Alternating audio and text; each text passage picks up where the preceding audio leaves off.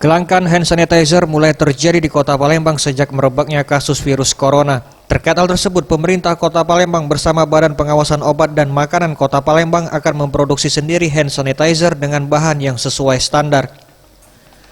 Wakil Wali Kota Palembang Fitrianti Agustinda mengungkapkan, pembuatan hand sanitizer ini merupakan langkah awal untuk mengantisipasi kelangkaan hand sanitizer di Kota Palembang.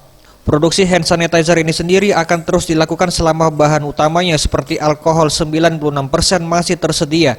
Nantinya hand sanitizer yang dibuat sendiri akan dibagikan kepada masyarakat secara gratis.